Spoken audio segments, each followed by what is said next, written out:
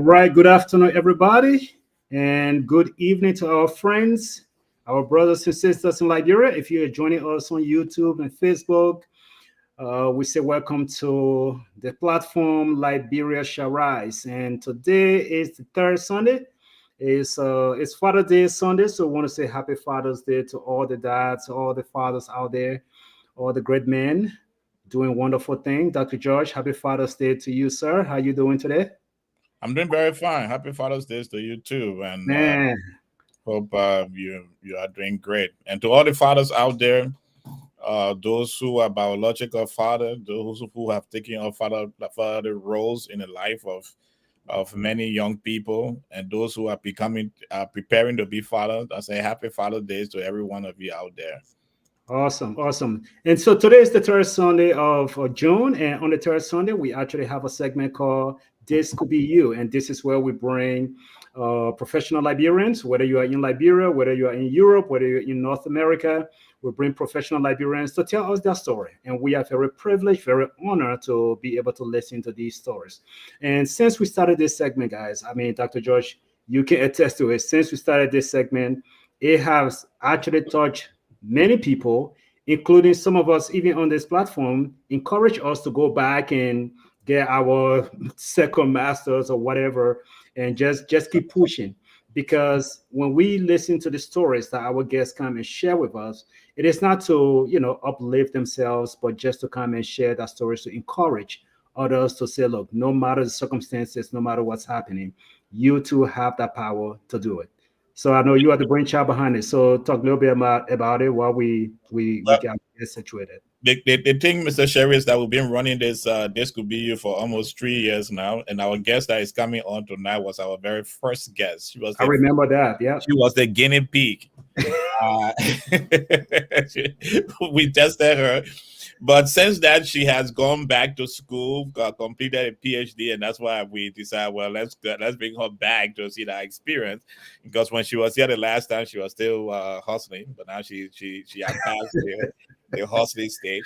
Yeah. But yeah, but it has been great interviewing great Liberians that are doing awesome things. Not only in the diaspora, we interviewed Liberians from last month we had Sheik Coyote in Liberia who shared how he started his business in Liberia, and before that we had another person, the Echo Bank managing the not managing executive director, I think that's his role, who has spent all his career in Liberia. So inspiring to see this mix, right? There are people in Liberia who have been able to develop their career in Liberia and they become successful. They've never left Liberia. And then there are Liberians who came in the diaspora who left Liberia to be successful, and Liberians who in Liberia started to be successful and then started international business, like Sheik Coyote, who had to travel to Burkina Faso to bring cows in. Wow. You know, so we've been able to see that blend, that mixture, and it has been inspiring. So those who watch the show can know that it's not only people in the diaspora, but I put in Liberia who are doing it. So I want to welcome our listeners on Freedom FM. It is 89.7, 87.9. Which one? 87.9. On Freedom FM, 87.9. We want to welcome you all to the show this evening. It's going to be a great show. We have another exciting Liberian. It's very great interviewing her all the time. She's my role model, my mentor, my good friend. So we're going to work that out. Again, as we prepare to bring our guests on, I also want to say, well, as we were celebrating Liberia a couple of weeks ago for winning the seat on the UN Security Council, yesterday the State Department had put Liberia on a 60 days warning list. I thought this thing. I know when this government came in, they put us on our warning list, but the list have appeared and we're still there. Yeah, they show how complacent we are as a people, as a country. But it's something to think about. I'm just throwing that out there. Perhaps we'll have a show on it, not on the night, but yeah. But happy Father's Day to all the great father, Dr. Positive will be a real father today. Mr. Sapolosia out Yeah. there, Father did to Why you saying the thing like the man coming from the poor society today? the Desi can always be Desi. Well, you know what? Let's go. Introduce my guest. Let me bring the guest on. I want to Good hear evening, her ladies. story. Good evening, ladies and gentlemen. Welcome to another edition of Liberia Shall Rise. For those of you who are watching us on Facebook, YouTube, Freedom FM 87.9. My name is Emmanuel George. I'm your host, and I'm being joined by Mr. Augustine Sherry. This program brings a new spin to the Liberian discourse. On this platform, we firmly believe that Liberia has all the potential to be a great nation if all of us just do our part. That is the reason why we do not spend countless hours discussing the what ifs or what is wrong, but what is and what will be. Therefore, tonight we continue on the series This Could Be You. We are aware of the gloomy realities of our nation. We are aware of the arrest of the former speaker, J. Fonati Kofa, and other lawmakers.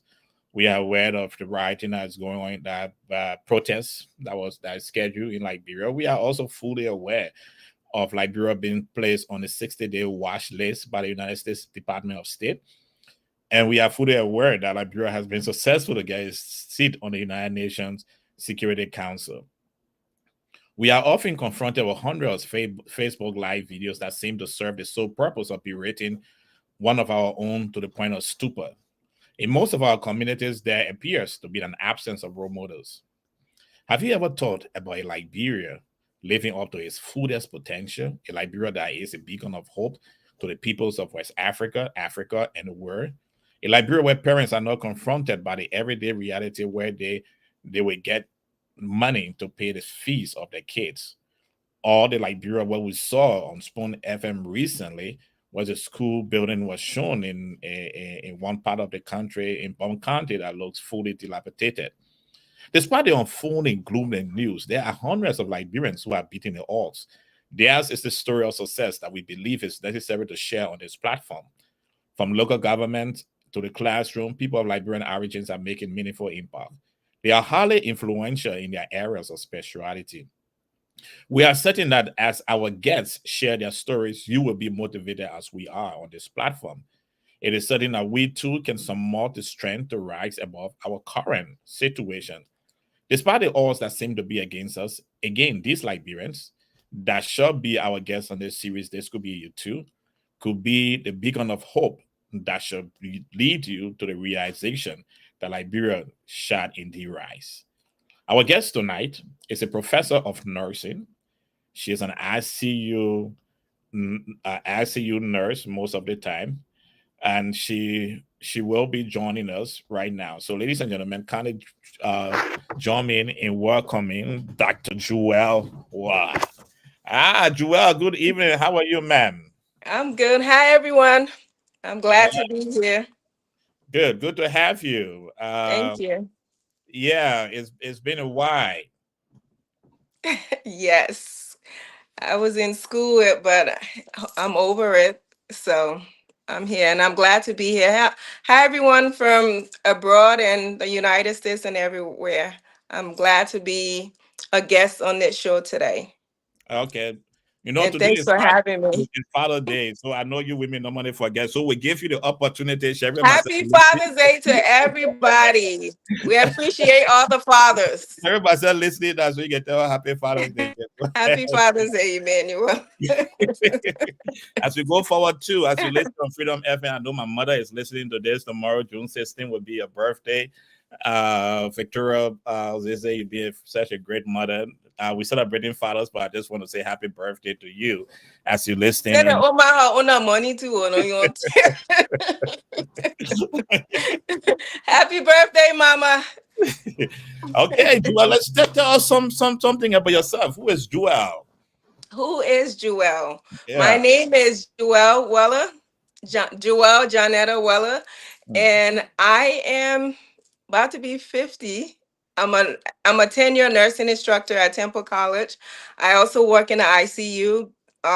Been there for over 18 years. Also work as a pediatric nurse, work med search, and did a little bit of home health as well. But primarily, I work in the intensive care unit, which is the ICU with adults and pediatric patients. Um, like I said, I've been teaching at the college, the local college here in Texas for about approximately 9 or 10 years now. I'm a 10-year nursing instructor. And recently, May 2nd, I believe, I was conferred my doctorate degree in nursing. Yay to me. Hey, congratulations, congratulations, congratulations. So that was thing that I went to school for, and I'm a proud of that accomplishment. It was hard, it was difficult, but still it was I'm even up to today's date, I'm still overwhelmed by my achievement, and God first, of course, but I'm grateful for everything that he has blessed me with and yet to bless me with. So That's wonderful. Congratulations on that achievement. We'll talk about it later, but let's go back into your past if you won't mind. Where did you start your education? Where did you start your life? Which is in Liberia or out there in Texas? yes, I was born and raised in Liberia, came to the United States during my teenage years, and I'm Which still part of 16. Liberia? Where part of Liberia did I stay in? Woo. Yeah. I stayed in, it used to be called Stephen Tolbert Estes. Oh, okay.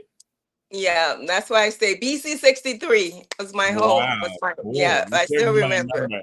Okay, that's great. And then where you went to school? I in Liberia or over here. In Liberia. I went to Cathedral, and then Oh, yeah, I was okay. there for a little bit. I was there, and then Which year do, you were in Cathedral? Because we're looking oh for. Lord, you trying to date me. And people already know I'm about to be 50. Don't make I me know they older than know. They want to know which time you were in Cathedral. I was in, it's been a while. I actually came when I was in my preteen and stuff. So it's Okay. been a while. Like I said, I attended cathedral, and then during the time hardship, my Mm. mom, I went to special project for a little bit and then went back to cathedral before I came to the United States. Oh, that's And great. I mean, the reason I'm asking, I think you're the fifth person on this program who went to Cathedral, and I also passed through yay, the. Cat's Kingdom, Cat's Kingdom. I didn't graduate from Cathedral. I left Cathedral when I passed through the eighth grade, but I did pass. I was there for 3 years. So I've been having a lot of Cathedral people coming. I don't know that they come on the show that they went to Cathedral, so that's good. So Yeah. you went to Cathedral. What's your favorite Liberian dish? Steve always like me to ask this question. That won't greet it. My favorite Yeah. Liberian dish. Let me leave, Steve. My favorite dish is, I will say there's a couple I like. Mm. One will be palm butter, and I Oh, like fufu and soup for some reason. I do. okay. So, Fufu is good. Palm butter. Palm mhm. butter is good. It's good. Palm butter rice so sweet. Oh no, let me stop.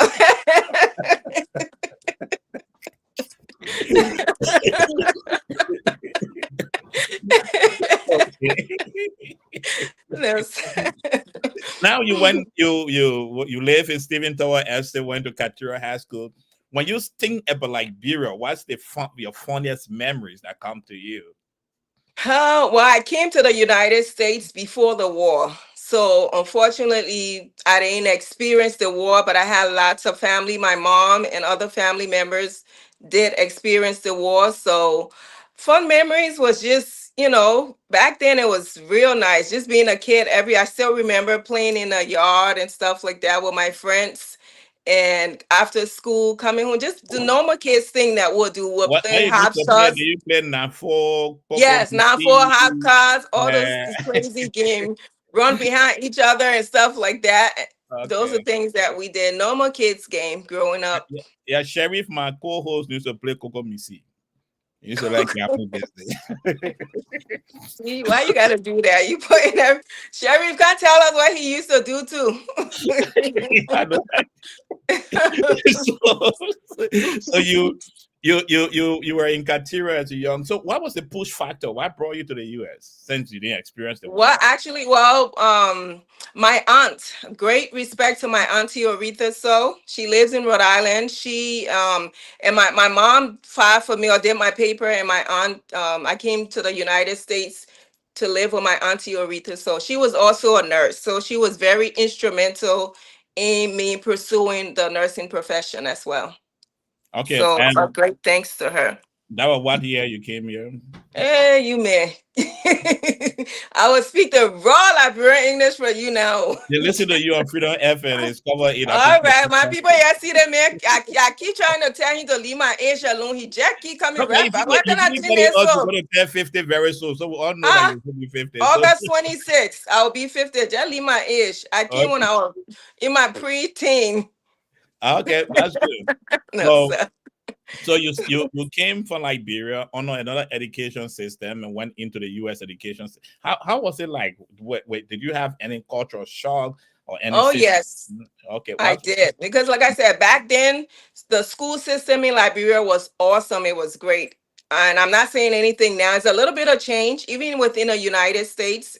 With culture, society, different population, and genders, things have changed. When I came, it was very different. I was shocked. Some of the things that I encountered were just being new to the environment, trying to assimilate within the environment. It was different. I was teased, back in the day they would say, go back to Africa, you African booty scratcher. And I used to fight them. Okay. So it was different. The school system was different, and I think my mom or my parents emphasized education, and also I cannot forget few people even before coming to migrating to the United States. There are a couple of people I have to give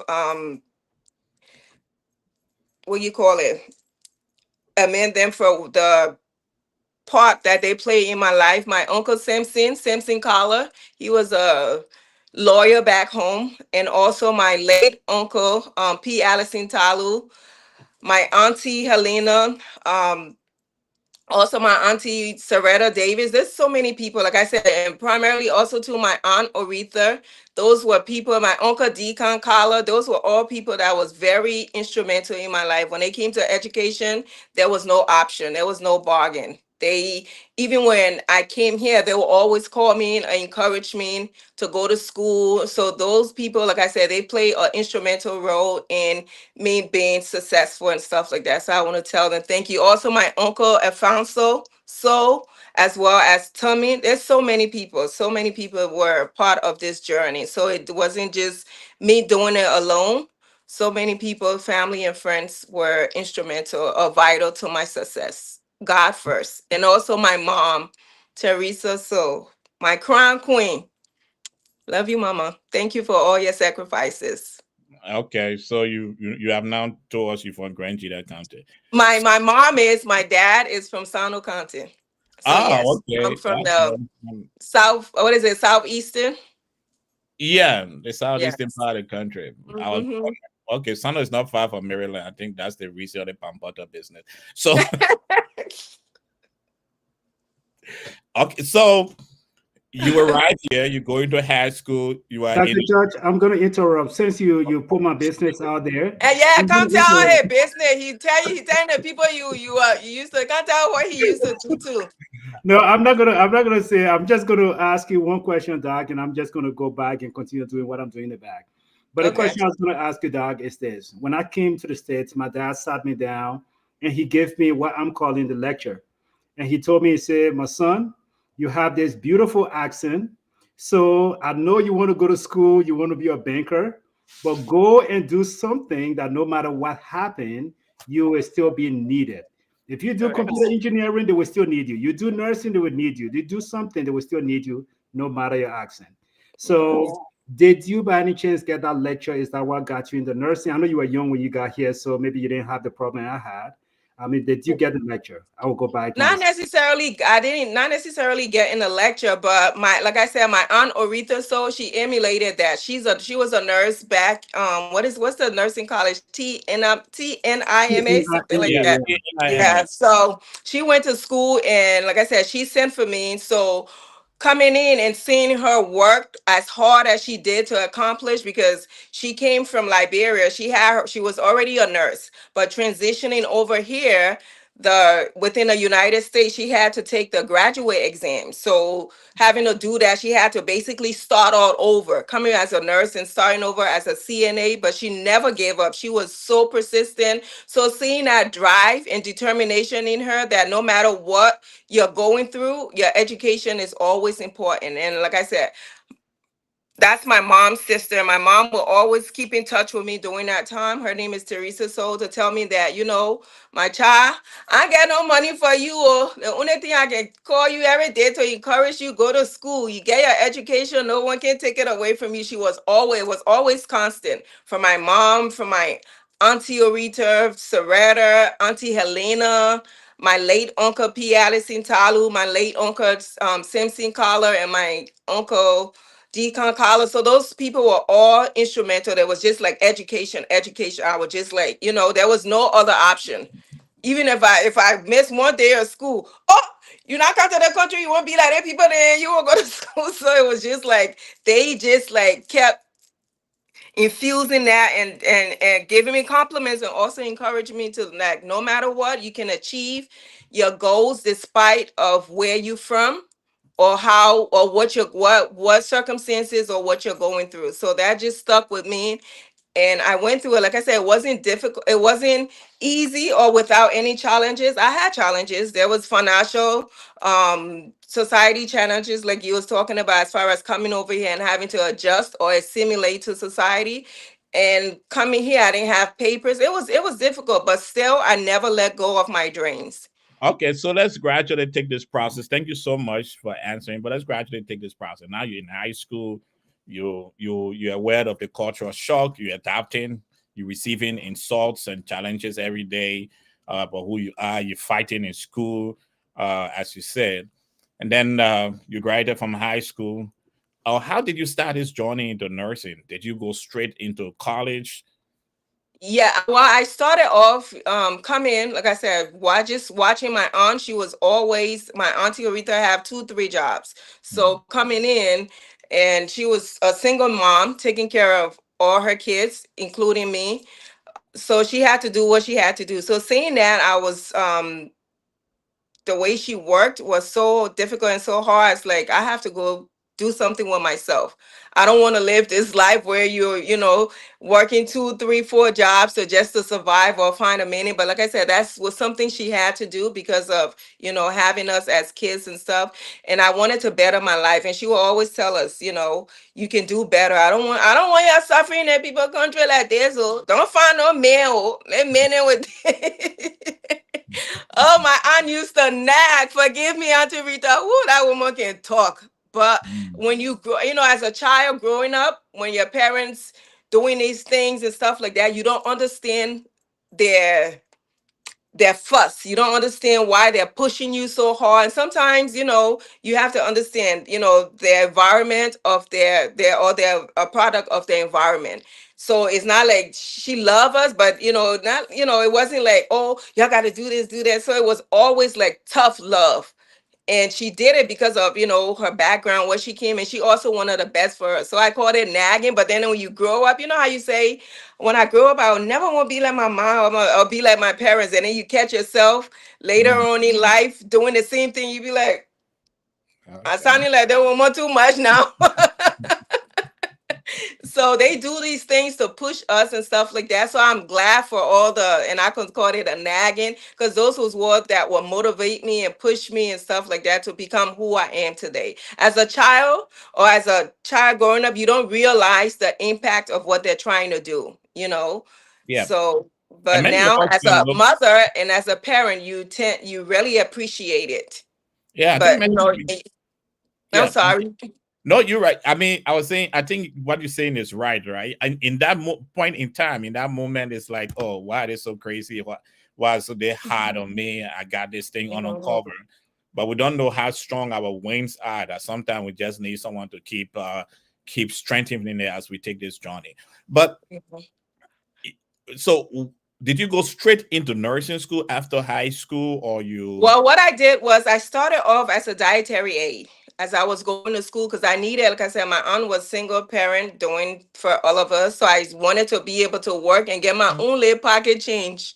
Yeah. So for those of us who have no idea of the healthy at all, what is a dietary aid? Someone who clean, who wash dishes.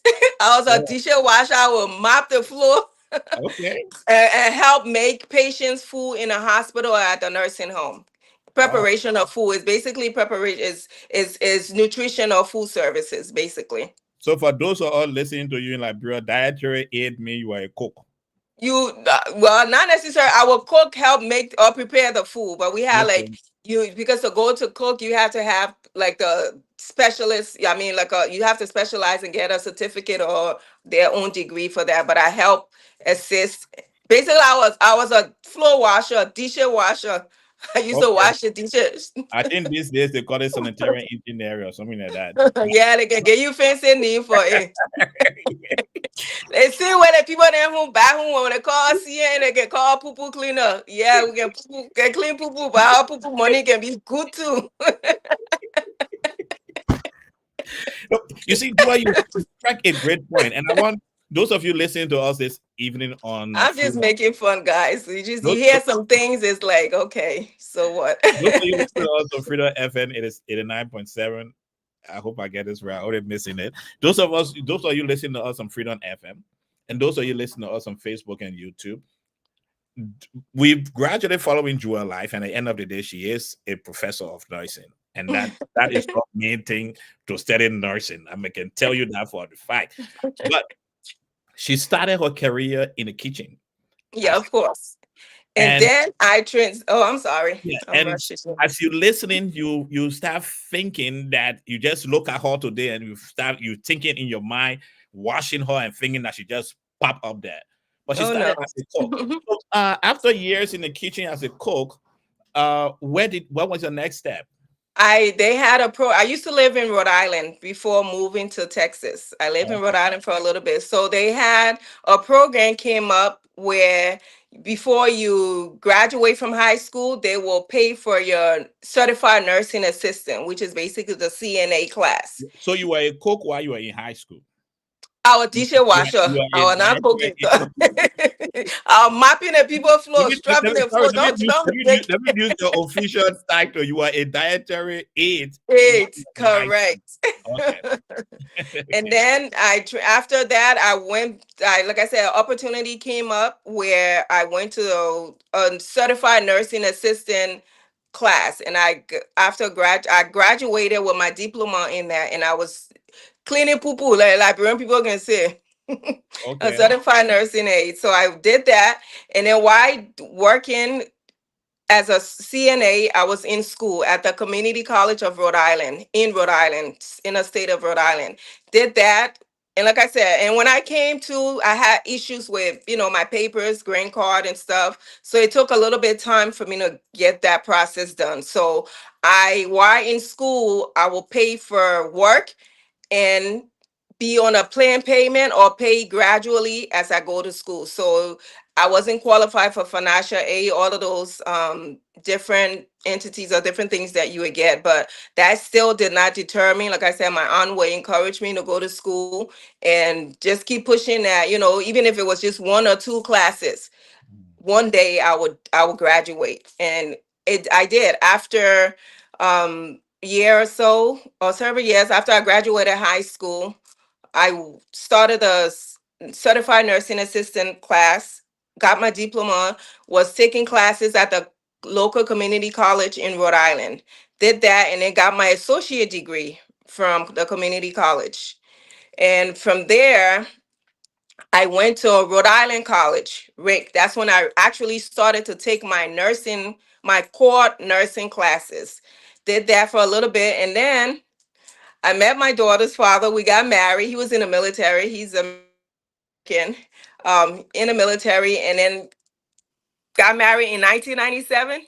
I was still a Okay. baby and stuff. So after he moved to Texas and stuff, and then I moved down with him, and I got pregnant in 98 with my daughter. She's now 27. She about to be 27. So I didn't complete my nursing courses at Rhode Island College, and I transferred to Baylor University in Wow. Texas when I moved to Texas. Wow. Yeah.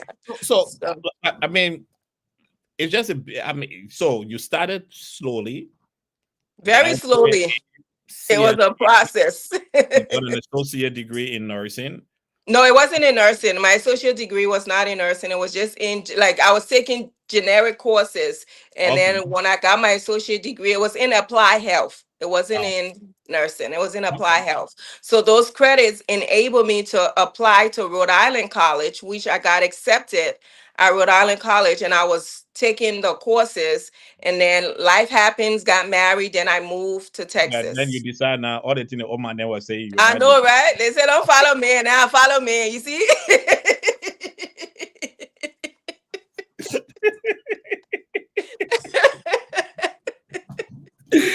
so Emmanuel, you always putting people out on their show. What can I host?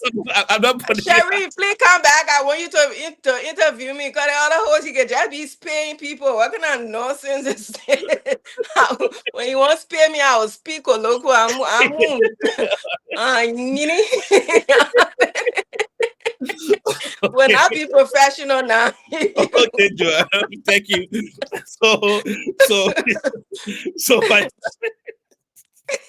everything over there says that you forgot it. I forget about it. I see one American boy. I won't follow him in the army. Who are all joining the army, so.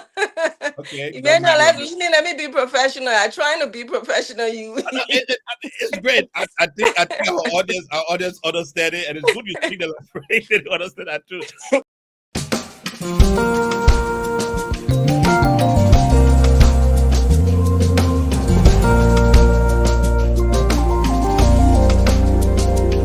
Oh, hail Liberia, hail.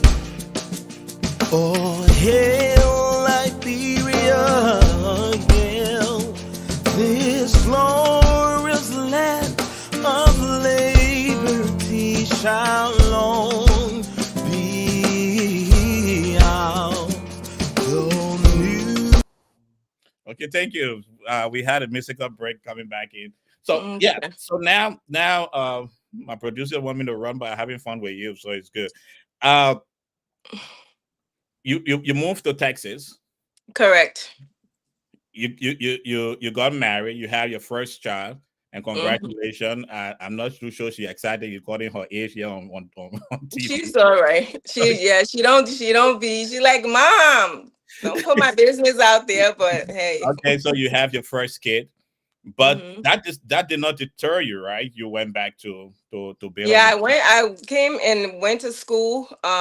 Graduated with my bachelor degree in nursing in Texas here, and I think it was 2009 that I graduated, or 2008 that I graduated with my bachelor degree. Then went back to school to get also too, in that time, life happened. I end up losing my daughter. Oh. I had a baby girl that didn't survive in 2011. She passed away. So that was a factor also that motivated me to go back to school to get my master's degree, and also later on to get my doctorate degree in nursing. She was a main factor, but also too for personal reason and also professional reason, so I can advance and stuff. So those were things that were very good for me. So I appreciate that. Okay, so after you got your bachelor's degree, you thank you, Roland. I appreciate your comment. Sorry. Yeah, you got your bachelor's degree. You started working as a nurse, or? Yes, I worked as a nurse. I worked at the local hospital, Baylor Scott & White. I was in work as a pediatric nurse. Also work on a med surg unit and worked the ICU. Then I decided to go back to school in 2013, 2014. So at that time, working at a regular job and going to school wasn't feasible. So I had to do travel nursing, which was much better for my thing. Like I said, at that time, things happened. My daughter passed away. So I went back and I was working as a traveling nurse, but primarily it wasn't like out of state or whatever. It was in Texas. So I would go to different facilities in Texas while trying to obtain my my bachelor degree in nursing. So yeah, so I worked. I actually thought this whole traveling nursing thing started during the pandemic. I know it's a big. No, traveling nursing been around for years. Oh, okay. For decades. Yeah, for decades. They've been around for decades. Okay. For years. And you're making it to look like it paid more than the nurses in the hospital. That's what I learned. But yes. During the pandemic, of course, they were paying sometimes like $200 an hour. It just is, but now those fees and stuff has dwindled down and the economic and stuff. But traveling gig is pretty. They pay. Okay, so you're done with your bachelor's. You now went back to do your master's. Let's talk about your nursing career now up to master's degree, right? Um, Mhm. you keep using something called med search for those who don't know something. Medical surgical unit. Oh, okay, Those medical. are where you get. I'm sorry, people. I'm so used to my medical or nursing lingo and stuff like that, and I should know better as an instructor. But it's medical surgical nursing is within each facility. You have different. I'm not sure. You have different units.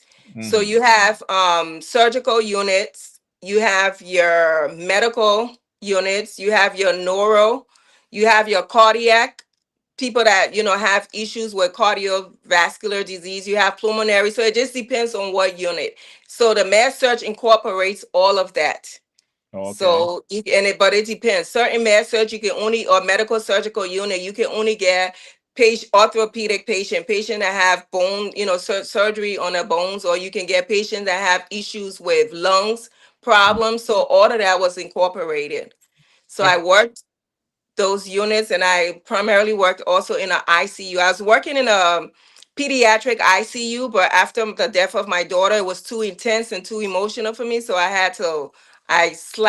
let that go for a little bit till yeah. So I was primarily working with adults now instead of both adults and pediatric or Okay. children. Okay. I know this is the way I'm going. It's a dark time for you, but it's something. The story is something that you can share if you want to. Um, you keep mentioning you lost your daughter and it's transformed you a lot. What happened to you in that time? Oh, a lot. A lot. Life happens. It showed me the good, the bad, the ugly, but also too let me know that no matter what obstacles or challenges that you have, you just got to keep going, believe in God, and just keep going for what you want. Because yes, she died, and and bad things may happen to us in life, but life doesn't stop. Life goes on. So you got to better yourself and learn from your challenges and move on, and hopefully you can become inspiration or motivation or motivate others from your story, and as you also learn from other people's story to help you to become your best person in this life. So it was a lot of challenges, good and bad, as Roland stated in his statement. It's good to always, you want to always incorporate the good, the bad, also the negative aspect of life, and a positive, so that way people can see you as a human being. Yeah, if she can do it, I can also do it. Or if he can do it, I can also do it. Don't let challenges or obstacles stop you from achieving anything, be it personal, professional, anything that you put your mind to. If you have to be your own cheerleader. If you believe in yourself, you believe in God, you trust the process, it will happen. Sometimes in life, we as humans, we want things to happen quickly. We want it to happen, or we vision this goal. When I have a dream, oh, it's going to happen this way. But God does not necessarily allow things that way. So sometimes when He puts a stumbling block or He puts obstacles within our life, it doesn't mean that He doesn't want us to be successful. He may be stopping us or holding us back from something that potentially down the road can be harmful to us, but we don't see it that way. So I always trust God and trust in the process that no matter what happened, be it good or bad, there's something in it for you to learn and become a better person from that. Yeah.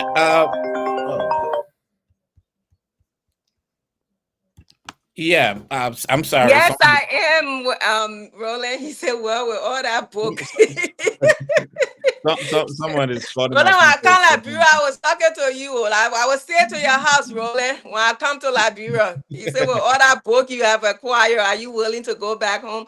I have always wanted to, and will. But sometimes I see, from what I see from Liberians going back home or coming back there, sometimes our brothers and sisters back home think that we want their job or we're trying to take things from them. It may not be necessarily true. with coming back to me help. Not everybody that's coming back looking for a government job. I may not be back home rolling, but I'm also serving my country through various organizations, especially one with Niswa Livingstone, Bayan Livingstone. I'm one of the advisors on it. I've been with her for over 11, 12 years now. And I hate to come and say, oh, I pay people school fees and this and that, but I've been with that organization. It's called the Rich organization. So Yiswa Livingstone, she's doing a phenomenal job that I work with. I've donated to different organization also in honor of my late daughter as well. So those are things that I do. I don't publicize it on Facebook, but since you asked the question, yes, so I'm serving in a way. I may not be there physically, but I'm still serving underprivileged children and women or even adults that need help. And again, the organization is called Rich. We do phenomenal. She does a phenomenal job at not just with schooling, but also education. Well, education, just saying any health issues, different things that we help the community, or I call them the future leaders of Liberia, especially with the kids. I have a special place in my heart when it comes to kids, so that's my main thing. That's great. I'm going to go around that before we end, but I want to come back and Okay. if it's I know you say it and you say it beautifully. People listening to you may not know I mean they don't know the challenges. So if you want bring back memory or put you in a traumatic situation, what was one of those challenges during that time when you were doing to your dark times you spoke about? What was one of the challenges that pulled you down? What was life with you like at that time?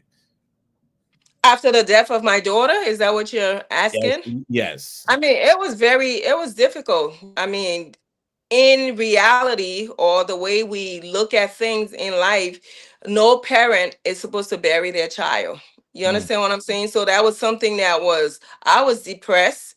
I was in my own little world trying to recover. And there was things that I neglected also. And at that time, my 18-year marriage fell apart. So sometimes, as parents goes through the death of a child, it's different because males and females, or even individually, people, the way they grieve is different. So each person has their own way of grieving. So I may be on a different slope than my husband was. So things didn't work out. I'm not going to come and say anything negative about him. There were some things that happened that shouldn't have happened or he shouldn't have done. But at the end of the day, he was someone who I married. We were together for 18 years. We had two kids. It didn't work out. He gave me two beautiful kids. It didn't work out, but that's life, because I can say if I come out here and speak negatively about him, I will be talking about my kids. And I'm not going to do that. In any relationship, sometimes things don't work. You move on. Life Yeah, goes on, and like I and said. I mean I totally agree with you on that point. I just need to highlight the other side of it if you won't mind. So in this time, in this challenge, I'll need my viewers to listen to this very clearly. Those of you listen to me in Liberia. Now, when Jewelle completed her high school, her bachelor's degree, and other things, she lost a child, and that affected her marriage. She lost not only a child, but she lost a marriage of 18 years. She was depressed for a while. And you have been able to pull yourself out of that situation, which is great.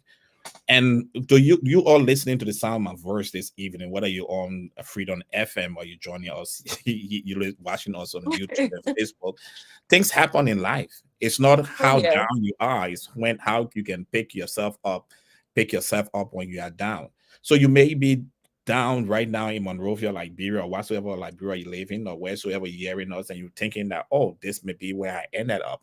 But Oh, no. I guess this evening didn't end out that. After that, she went to do a master's degree, and Correct. that has been the motive. That situation is now her, according to her, It propelled me is into what I is am, or have elevated me into the highest level of nursing education. God exactly first, I'm very grateful. I couldn't have come through this without God, without my aunt, without my mom. She has been, like I said, without some strong friends and families.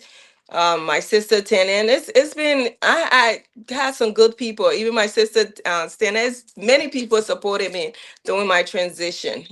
So I'm Yeah. grateful to each and everybody. And that's a great story. Now you got out of this situation, became very flying. Now you want to do a master's degree. Let's see your transition, because you are a nurse, but now you are a nursing professor also. Yes. What led to that transition from how they call it, from the hospital into the classroom? I know you still Well, work in the hospital, but what? okay, yeah, I still work in a hospital. If you think about it, as nurses, we do education is the foundation or is the basis of our career. We teach patients about their medication, we teach them about procedures, we teach them about their health condition. So nursing entails a lot of education. So I just had to transition it from the hospital setting into the classroom setting, which is a little bit different when you're coming on the academia side, because you have to incorporate, even in a hospital setting, as you're teaching, you have to incorporate, your teaching has to be very eclectic. It has to be diverse. You have to incorporate different, because that's Can you different. you listen to my B word? You started partaking, you tell like bro English. Now you go into eclectic. What is eclectic? Emmanuel, you can be zero. I, Cherie, please come back and interview me. Yeah. Like a boy here. what is I mean, I just for my viewers, what is I know It's basically incorporating is oh, diverse, okay. incorporating different. You got me. I hope that people will be like, what kind of Chris is doctor? You have to incorporate different things, because again, as you're educating or you're teaching people, you have different learners. You have people that learn. Okay, we say auditory. You got people that learn from listening. You got your your kinesthetic people that learn from doing things and different things. So you have to incorporate all of that, so that way your message can be more broad instead of narrow when you're teaching your population or your group of people that you're trying to teach, because you're teaching them so that way they can be able to obtain the resource or what you're teaching them. They can be able to comprehend it, also understand what you're teaching them, and retain that information, hopefully also share, because again, as you teach someone what they learn, they'll also teach another person, and that's how it can be incorporated with teaching patients and students, in essence, to be successful, because at the end of the day, whatever you teach someone, you want them to retain that knowledge and to be successful, whether it's in the classroom setting or it's in a hospital setting, so that way they can be prudent, competent in the care that they will provide, all those different things. So what led you to the classroom? What was the push factor that took you It from was working as a nurse it, into being a okay. professor? It was my, like I said, it was in honor of my daughter. How can I give back more to future generation? How can I give back and share what I have learned, what I have experienced in life, my little life, what I have experienced, and more also the knowledge base, learning what I've, from over the years of being a nurse and coming to teaching what I have learned. As I said, when I got my degree after I graduated, to be able to, I wanted to go back and give to society in honor of my daughter. So I went back to teach, and that was something that was important to me, because again, I was teaching in a hospital setting. I just needed a transition to bring it on the academic side and be able to learn the academic way that, there's different transition way of teaching students and incorporating that. Okay. So doing that was very helpful to me and stuff. And then so I stayed at Temple College for, like I said, I've been there for 8, 9 years, and I got my tenure. So Congratulations. And now you are a professor of nursing. That's great. mhm. Congratulations Thank you. on your walk there. Thank you for sharing this beautiful story to us. But I will go to where Roland went into my question in time. Uh, with all this vast experience you have now, are you engaged in the Liberian community in Tampa? Well, because of school, so I used to be, and in essence, I I still am not as I used to, because where I live is like a whole military establishment. So all the military guys before I will cook, do all those things. I ain't got time to do none of that because I was in school. Like I said, after I transitioned into my master's, I went back 2 years later and started my doctoral program. And like I said, I just graduated on a month ago with my doctorate degree in nursing, May 2nd. So I going to school is hectic, and I have a 7-year old. So and I also too, as I was teaching, I also working. So I had two full-time jobs. So it was difficult. And I have a 7-year old. You know how it is when you're going to school and stuff. And I wasn't going full-time, I was going part-time. So it took me, I started 2000. I graduated with my master's degree in 2017, I want to say. And then right after that, I started my program. So I was taking classes here and there. And at times, I must be honest too, life happened too. I wasn't successful. I had to withdraw from my doctoral program, also because it's difficult, because again, how much of the population gets their doctorate degree? I think it's 2 or 5%, 2 to 5%, and depending on statistic and what you call it, statistic and ethnicity is even dwindled down. So life happened. So I had to withdraw for a little bit and come back to be stronger. Also at that time, also too, I had to go through. I had some lumps on my breast. I had to do surgery as well. So it was difficult. So, but like I said, none of that deterred me from my dreams and aspiration of wanting to better advance myself for my betterment. So I went back to school, and here I am today. I'm done, and I'm thinking of going back to school again. Awesome. I mean, okay, not bad. You see, it's great. That's following your story and how they call it. It's, I mean, I'm motivated. I, I, I mean, you. That's amazing. Why you sharing with us? So you had this situation. Not only did you go to do your master's degree, you also had a 7-year old. Is that why you're saying to us? So, She about to be 8 years old, my so baby, my chocolate princess. okay. Love you, So Jojo. you working very hard. That is very energetic and good for us to know. I mean, it's not just me. You have to think also other people within the United States. Some people may not get to where I'm at yet, but because of, things that's in their life, but everyone is, people here work so hard to try to make life better for themselves and for their kids. And you have to see some women and also some men, not just here, also in Liberia, they sacrifice their education, they sacrifice betterment of their life in honor of their kids. Because some people will say, okay, let my kids then go to school, then I will go to school. And Yeah. sometimes it takes a longer time. And sometimes they don't have the financial means. So different things can come into people's life and complicate things, but that, we everyone is moving in their own pace, and hopefully to encourage everyone, no matter what that you have going through, it may seem bleak or it may not seem as impossible, but if you put your mind to it, it's impossible. You can start at any age, especially in the United States, even in Liberia. You can start at any age to better yourself. It may not be the formal school, it may be some trade school, something you want to do. Push yourself to do it. Don't let no one tell you you can't do it. You can't do anything you put your mind to, no matter what. It may take you a little longer than other people. Don't watch people on Facebook, because that will make you want to, like, oh my God, they're doing this. Everyone is doing good. No, God's time is the best in your life. When it's time for you, he will let you shine. Keep pushing yourself, keep elevating yourself, and eventually you will reach your goal. It may not be as fast as you wanted to, but so what?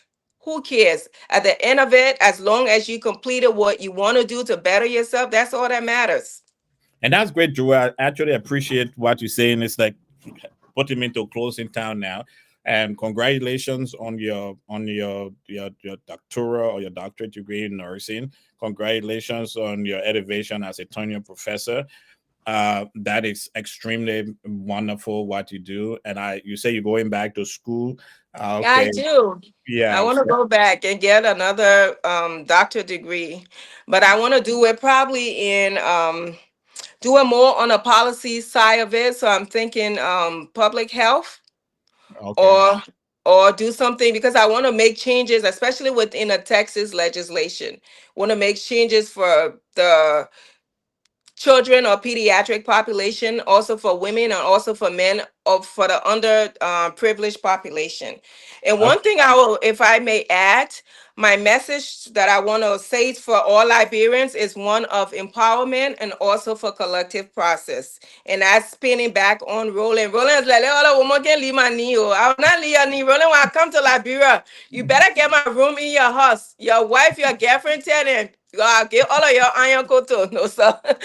My message to all Liberians, like I say, is one of collective process, but also two of empowerment.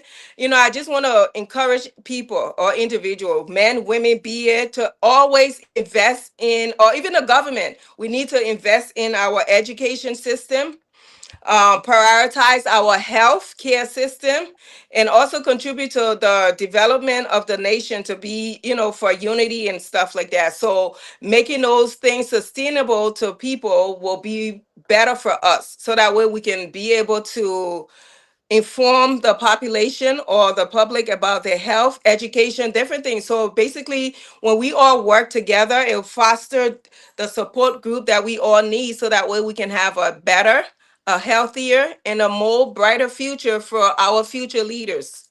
And the future leader that I'm referring to is the children, because like monkey see, monkey do. We have to change things, not just, yes, in America. People say, why you can't worry about America? I am, but also too, my birthplace is Liberia. And we need to do better for our future generation as they're coming up, because things is maybe a little bit bleak. Also in here, not because we live in a great United States where I afforded things and things can happen, but also to the struggles and stuff that is a little bit different when you're coming looking at it from Africa. And we should do better by our people.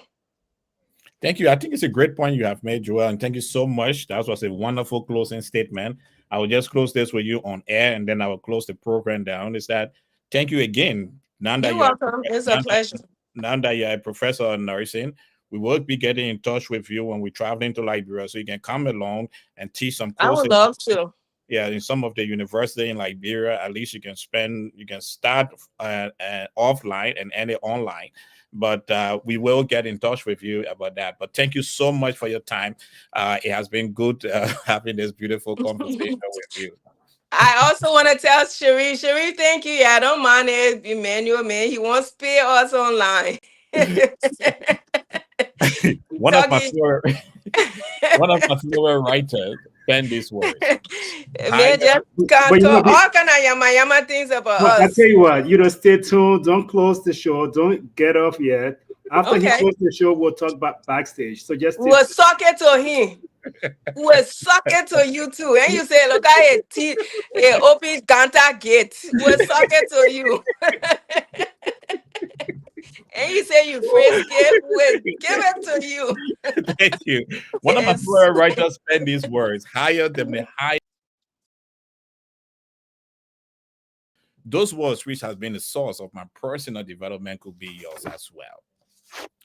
I know we are faced with challenges. We may be surrounded by situations that are bleak or outright hopeless. But let us remember the famous words: where there is might, there is a way.